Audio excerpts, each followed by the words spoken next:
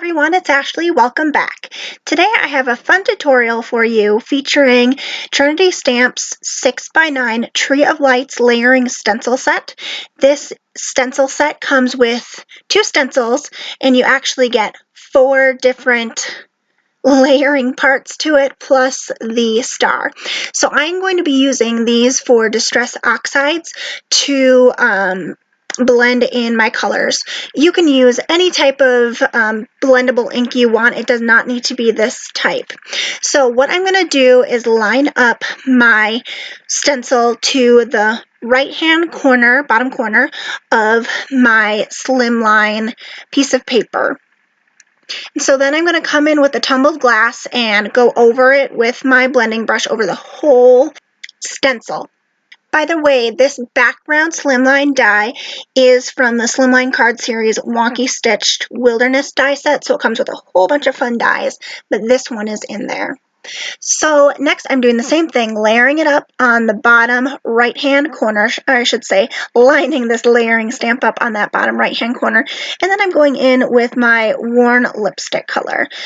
And I found it doesn't really matter which stencil you start with or which color you start with.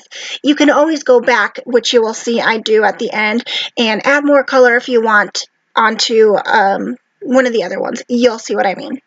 So now I am done with that one, and I'm moving on to the second stencil, the first tree, and I'm doing the Twisted Citron, which is a bright green color. And by the way, this cardstock that I'm using is Bristol Smooth cardstock. I really find that that is the best cardstock to use for ink blending. I know there are others out there, and I've tried some of them, but I definitely prefer Bristol Smooth, and it's easy to find. It's not like something you have to search for forever to try to find. I find it at my local Hobby Lobby store. And to clean these stencils, when you are done applying the ink, all you have to do is you can wipe it clean with a chamois. You can rinse it over the water in your sink, and it comes right off. Real easy, real simple. And then I just kind of pat it down and then let it air dry.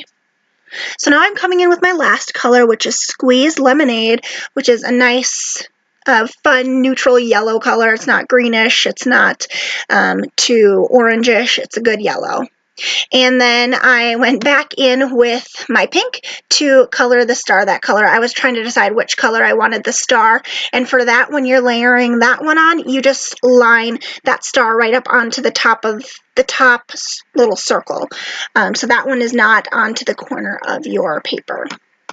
So there it is, and then I kind of decided I wanted to see more of the blue through, and this is what I was talking about earlier.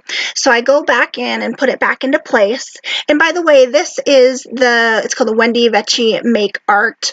I like it because you can put everything on it and you can move it around. I like to move things when I color and ink blend, kind of side to side and stuff. So, and it's magnetized. So I'm putting everything back down and going back in with my blue, and I'm lining it up to the stencil that I originally had when I was putting the blue down. So it's bringing that blue out on top of some of the other colors. And you'll see what that looks like then. Then it's a little bit more blue again. And I was happy with that. So my last step is over my pink. I'm lining it up where the pink one was. And I'm going to take this glimmer paste and put it on. So I'm just showing you 2 different products that I use to apply it. I like using this like frosting spreader, I guess is what you would call it, and you use the back side of it, the flat side, and just smooth it on. You don't want to dig it into any of the openings so you don't cause any little gashes in it. You just want to smooth it on top like you're frosting a cupcake or a cake. And the other one that I showed you to the left is great for larger areas, or when you're done to kind of smooth it over the top and get all the rest of that glitter off. And there's the big reveal. And this glitter paste, I think most glitter pastes dry really quickly too. And I went in to the star and put that glitter paste on that as well. So this is our final result from ink blending and that glitter paste. And next I took the sentiment from the tremendous, or I should say tremendous Christmas stamp set, and it's the We Wish You a Merry Christmas sentiment. I stamped that on top of some vellum and centered it over the Bristle Smooth cardstock, and then matted that on top of this pink dotted cardstock, and that is from Trinity Stamps Slimline Paper Pad Autumn Rainbow set. It's perfect for slimline cards. It gives you extra space to crop them down if you need. It's awesome.